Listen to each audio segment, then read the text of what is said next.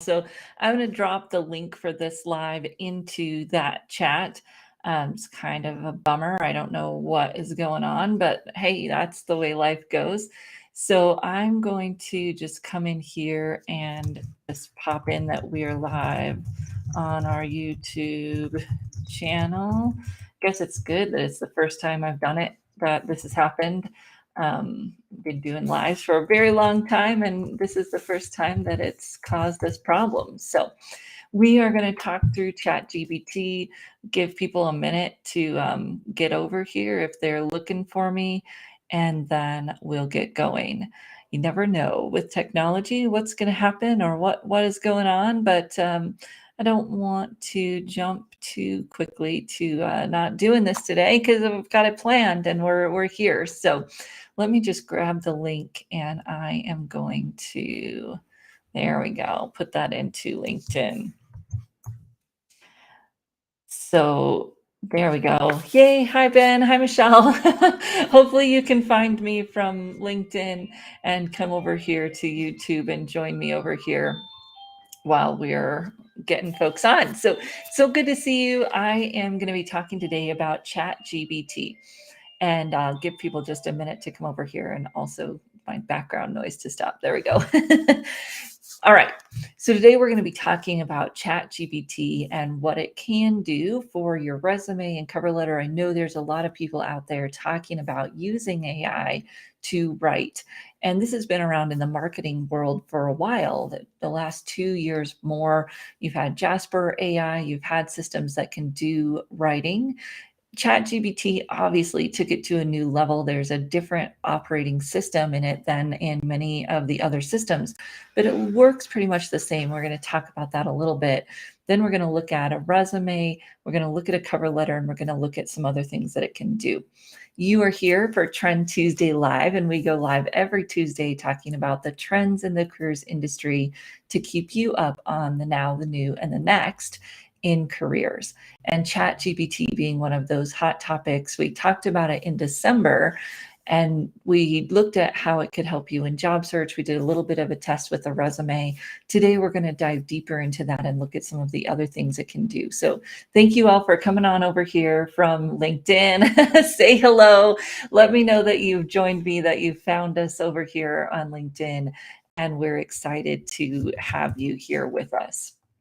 So let's talk about this article. There's an article that just came out that said resumes that were done through ChatGPT were getting more interviews than resumes that clients were doing themselves.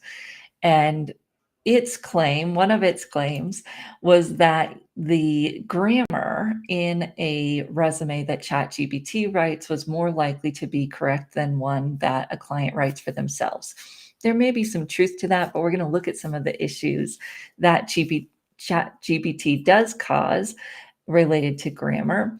And we're also going to talk about how we can use it, what its limitations are, and what we want to make sure we do in addition to using ChatGPT. And all of these are going to kind of mirror what my sources in the marketing world they're talking about. Yes, you can use it. It has some great uses. And if you're just going to chuck out content from ChatGPT online, you're not going to get engagement. You're not going to bring in people to your brand because it's so generic. So let's start with talking about the underlying modality of how this system works. And it's very similar to the other systems that have preceded it, where it goes out onto the internet and it collects information that is publicly available and it puts it together for you. Very powerful. Now, ChatGPT is a little bit different because it's not pulling from the live internet. It's pulling from a data set back in 2021 when it was built. So it's not going to be great at pulling the latest job description for this or the most updated information on that because it's, 18 months old now at this point, the data that it's pulling. For some of what we're doing, that doesn't matter. It does help us to know that because just like going to ONET and copying a job or going to online book and copying cover letters, that is essentially what ChatGPT is doing. It's going out there to the publicly available information and pulling it in. Now it is rewriting it, it's reworking it. It's really hard for any of these systems, ChatGPT or its predecessors, to be flagged as copyright issues because they don't just copy like a whole paragraph from an article or a whole paragraph from a letter, right? They rewrite it. It mixes a whole bunch of things that it can find together. And ChatGPT specifically can rewrite it in a certain voice that you want it to write in. We will look at that a little bit, although I haven't found it specifically helpful in writing resumes to a certain voice. We'll still look at it and see what you think. So let's dive in and let's look at ChatGPT writing a resume. Now, if you don't have a ChatGPT account yet, you will get a message that says that's full and you have to wait for an account. And so just be aware of that. If you try to go to ChatGPT, you will have a hard time getting what I'm showing you today because it is it's not available to everyone right now. They also have a system where you can upgrade. I wouldn't necessarily recommend that you upgrade unless you're trying to do something specific with it, because you can still use it for free and you probably get everything that you need for it for free. Okay, let's show you my screen and off we'll go. Please share a comment. Let me know you're here. Let me know what your thoughts are on ChatGPT and what it can do. So the first thing I'm going to show you is I put in a very simple prompt, and people will tell you that the better prompts you put in, the better outcomes you get.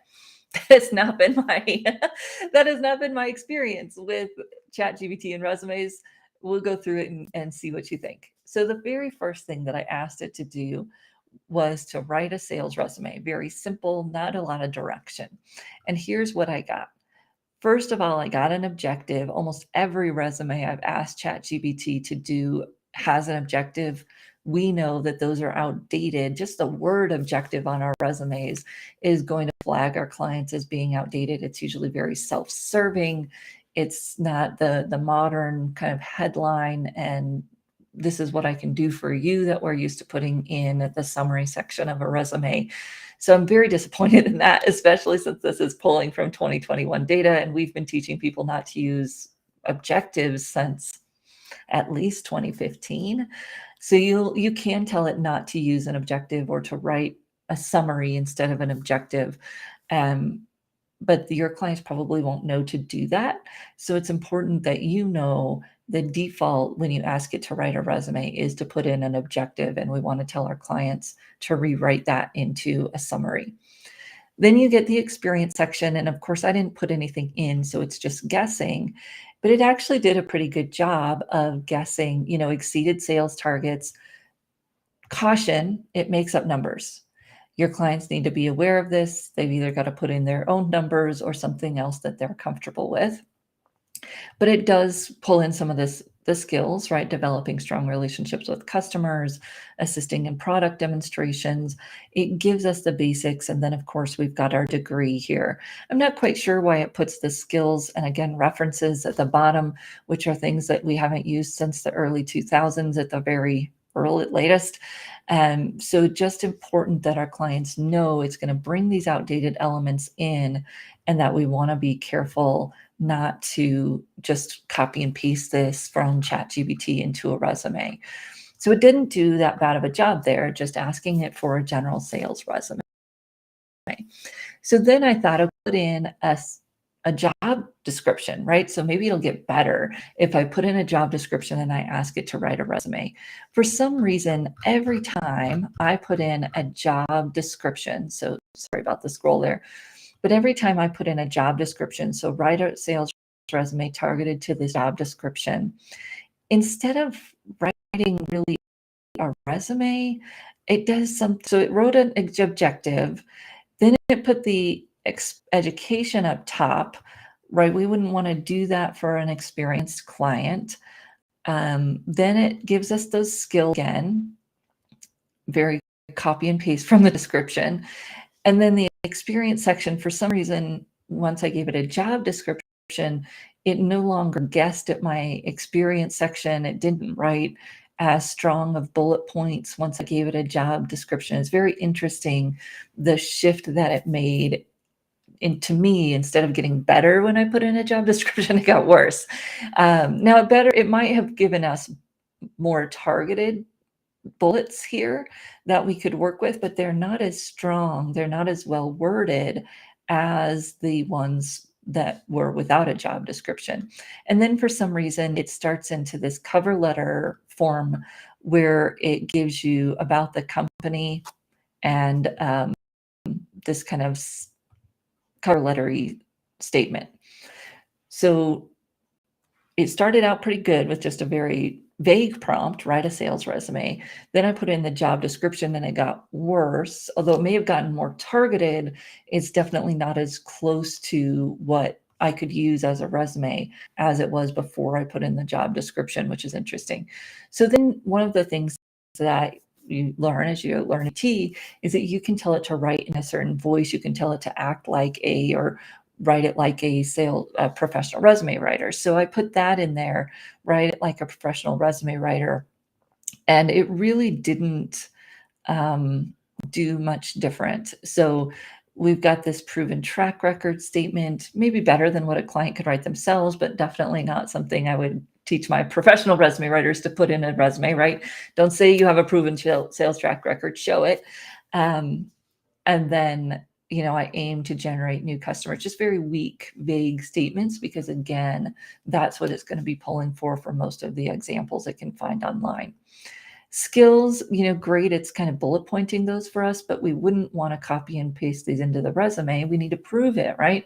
Ask our client, give us a story about a time you did that. Give us a story about a time you did that. So very similar to going to ONET or going to a job description, it tells you the types of stories you need. And in some versions, it kind of writes those stories for you, but many times it can't, right? It can't write our clients' stories for us. It can give them some ideas, it can get them started, and it could maybe focus the job description a little bit for us. So then down here, we've got more of that resume where it did put in the bullet points. It got a little bit better. So I asked it to write like a resume writer, and it did get a little better with these bullet points, but just they're kind of strange, mixed into this very weird format. And then this one has a conclusion. I have no idea where any resume had a conclusion in it. But so there are some great materials that we could pull out of this, and there's confusion. Like, imagine your client just copying and pasting this because it thinks, okay, this is the resume. Start with the objective, and then the education, and then the skills, and then the experience section, and then about the company, and then a conclusion. If our clients don't understand at least what a US resume should look like, and even all the other countries I've ever seen and had colleagues show me, I've never seen a resume that looks like this, so I'm confused. But they need to know that it can give them some good statements, some good building blocks, some ideas, but they can't just copy and paste what it gives them and put it on paper, because it's not formulating a resume the way that resumes are showing up in the world today. So those are important things for them to understand. Do a demo for them or show them this demo so that they understand, yes, there's some great points here. There's some awesome bullet points.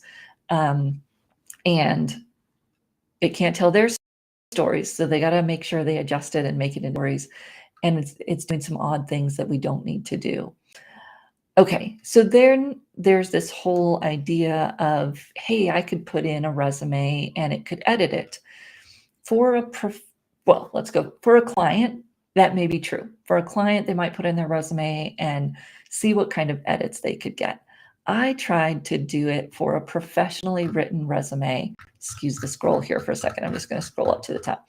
So I tried to do this for one of the sample resumes I use a lot, Mr. Jared Leaf, who was a foundation leader, assets under management, C-level person. So target his resume to a foundation executive role. Now, I did not put in a whole job description because I just wanted to see what this would do. But you could see that I put in my content, professionally written content, transformational leader, driven to focus on vision. Then I had my keywords, and I put in a text version of this. and then had my specifics, right? The specific wins that we know capture attention and make our clients specific instead of generic. Put those in there, and then I had the client's content, their stories, the specifics, grew revenue, etc. So I put all of that in here. It was 1.5 pages worth of their content to see what ChatGPT would do. So here's the ChatGPT output. So it kept my headline, but then it added in all this first person stuff, which I'm not a big fan of. It has its place and it can work, but for an executive to tell their stories, we still don't need the first person. And it made it kind of long and again, generic. I'm excited to explore the opportunity to bring my expertise of understanding like snore, right? I mean, your recruiters have already given up by that point. It's interesting. So it wrote a cover letter and a resume. So I'm going to go back up here. So target my resume to this role, but instead what it really wrote was a cover letter. It was very interesting. So be careful. As a professional resume writer, how to use ChatGPT, I would say to boil down a job description, to maybe get you started if you really want to play with it to the point where you think you can get it to do something productive for you. It's great at what is most important. It can analyze data, it can go through a job description and boil it down. But in terms of thinking it's going to help you edit or strengthen your documents, that has not been my experience. It waters them down, it makes it generic, because that's all it has. It only has that generic content to pull from. And so when you put in your client specific stories, it doesn't seem to just be editing them, it seems to be killing them. Now, if you put in some specific stories and ask it to write a cover letter, this could actually provide some benefit, with the caveat that a cover letter's main purpose is to connect why you want to work to a company to that company. Why do you want to work there? What is it about that company that you know? And it could write a good cover letter if, one, you put that in the input. So write a cover letter for this company, I want to work there because, then it could give you some good output. Or if you use it to generate kind of a baseline and then you add those things in, those pieces could be helpful when you're writing a cover letter. So let's see, I did a construction sales cover letter a while ago, a very generic input, write a construction sales cover letter, and it gave me very generic output, right? I'm writing to express my interest in this construction company, etc. And it doesn't have, I didn't give it a company, so it's just very generic. It's a template. I could pull that out of a book, but if my client doesn't have a book, right, they could use ChatGPT to generate that generic outcome and be able to get started on a letter, right? If you're having trouble getting started, you don't have a cover letter book, you could come here. I'd prefer that you went somewhere where those resources had been vetted somewhat, because of course the ChatGPT resources, they don't know between someone that doesn't know how to write and someone that does know how to write. And you can use it, you can start from it. If they have access to resources that are more vetted, a book, for instance, they might have better quality. But if they don't, this is a great way to get started. So what are you all hearing? Are you seeing your clients wanting to use some of this? I'd love to hear. So yes, someone's saying, thank you, that's awesome, glad this is helpful. And you can put that in. So let's see, one of the other things that I asked it to write was, let's see here. So the other piece, and this was again, my other client, nope, that's the same one. Let's see here. Get them a little bit mixed up. Okay. So this is the one where I gave a resume, and this is one of those things that I want you as professional resume writers to be concerned about. Our clients, I don't know if they need to be as concerned about it, but when it rewrote this resume, just that currently responsible for managing, and then kind of it started this next sentence with partnering. It may be grammatically correct in that it's not, the article gave the example of using the wrong there, right? There. So yes, ChatGPT may not make those mistakes, but it's definitely making some parallel structure mistakes and some active language mistakes. Not a big deal. We can edit it if we know that that's happening. But for our clients to be aware that it is not going to write you the strongest document that you can, go back and edit it so that the statements start with a verb, so that they're consistent throughout, makes it easier to read, makes it more active, makes it stronger when you do that. I guess the bottom line here is it's a great tool to get people started, but it's not on the path to replace us as professional resume writers anytime soon. So one of the other things that I did really like it for was boiling down a job description. So I put in a job description, and it wasn't the most lengthy ones. I mean, we see ones that are pages long, right? This could be really helpful for boiling those down. So I asked it to tell me the top skills required for this job, and it gave me bullet points. So instead of these huge long paragraphs and lots of information, now we have the top skills required for that job, and AI can pick those out and can tell us this is the most important. So that's a great place to start. Again, a good way to get started. And since this doesn't have specific company information, let's see, we'll do this, right? Resume targeted to those top skills. See what happens. So it's going to generate a resume for us. So if you've never used it before, here you go. It's kind of the getting started here. Oh, it still did pull in the company information. Huge long paragraph for a summary that uses first person. I really don't know where that's coming from. And then very similar bullet points. Oh, I'd love to go back and compare these. I won't waste your time doing that, but I'll have to compare these because they look very similar to the ones that were in the other version. I'll have to see if they're the same. They look very similar. So it does give us some ideas of powerful bullet points to use, which is great. The rest of it is trash. The summary is all generic junk trash. I mean, I wouldn't encourage a client to use this. You can edit it down, but we want it to be specific to our client. We want it to be active. We want to avoid some of those commonly used phrases. So let's see if results driven is in the job description. Let's see, just really quickly. Yeah, so results driven isn't in the job description. We know it's one of those overused phrases that we'd rather put in the results, right? So it's doing some of the things that clients would do for themselves because it's generic, and be careful of that. So if you're working with an entry-level person, maybe great, but as competition heats up and our clients have more expectations on them, it's going to be a good starter point, but not something that we want them to turn in to their company that they're applying to. It's very interesting just to see where this technology is going, right? To see what's possible, the research that it can do. My marketing colleagues are just talking about how as you get better with the prompts, you can get really great copywriting output on it. And I'll keep playing with it on the resume side, but I'm just not seeing that, write as a professional resume writer made any difference in my output.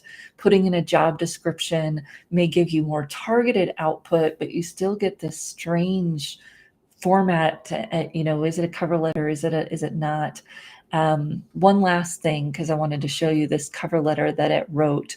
It actually was a resume, right? It was a resume, but it was supposed to be a cover, or it was supposed to be a resume, but it sounded like a cover letter. And if you give it good input, you can get better output in your cover letters. You just want to be careful about what you're doing and how it comes together, that with that information. So this one was supposed to be a resume, came out kind of like a cover letter with good input. So if they have a strong resume, they put that resume in and say, write a letter targeting this job using this resume. It'd be interesting to see what you would get. You could try out. It talks about, my passion for improving processes, focus on vision, mission, strategy. So it's pulling some of that from the resume.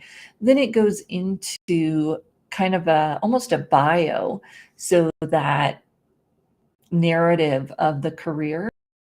It's not bad. Of course, we know we need to cut it down, pare it down. That's easier to do than starting from scratch for sure.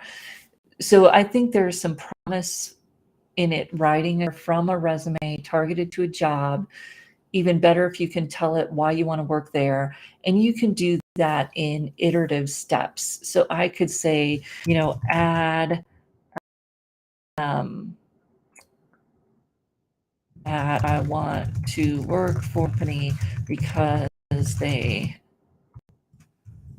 are a market leader and have a reputation for integrity. Let's see what it does. Oh man. No, it's not going to happen. So you could try doing that and seeing what happens. Let me see if I reload this, if it'll come back. And we can try it again. No, it's not going to work. That's the problem, right? Is that it gets busy and everybody else is on it. But I would say if you are going to use it to write a cover letter, you want to put in something about how you're connected to the company, that the stories you put in are connected to the company and what they care about. It's that strategic piece that ChatGPT can help you with, because it can say this is important based on the job description, but you've got to make sure that the dots connect for your company, and what makes the most sense to include. Okay, so as we think about where technology is going, there's a lot of use for in the career space. I mean, writing a letter, especially for someone that's never written a letter before, getting that first draft, great. Then we've got to add in why you want to work there, make sure it picks out the stories and pieces that align to the job. This is interesting that this technology came out right now, because like right before this technology came out, we were talking about how the template cover letter was dead. Nobody wants to read a letter that you could send to any company. It's boring. It doesn't say anything. It's a waste of time. And you have a high percentage of recruiters saying that they don't read cover letters anymore. And I believe the main reason is because they're getting these templated letters. So we have this, this nosedive in people caring about letters. And now we have this technology that's going to help more people write letters. And so it's going to create even more importance for people to write to the actual reader, to not just throw out that generic piece, but to actually connect to the company. And I've been saying it for a few months now, and it's going to become even more and more true, that if you're going to send in a letter, it needs to be personalized. Not just that, dear whoever, but actually customized to the company. This is why you want to work there. This is how your background shows that you're a good fit. And if you can't draw those connections, if you don't have time or skill or whatever to draw those connections, you're better off not sending one, even if it is a ChatGPT generated one. Maybe even more, because all that's doing is pulling from commonly used language and creating a very common cover letter for you. Start with the resume. Yes, it can pull in that common language and you can build on it with your own language in the resume. You've got to be able to do the same in the cover letter as well. So it's not going to replace your client's stories. It's not going to replace the need for you to help your client get their stories.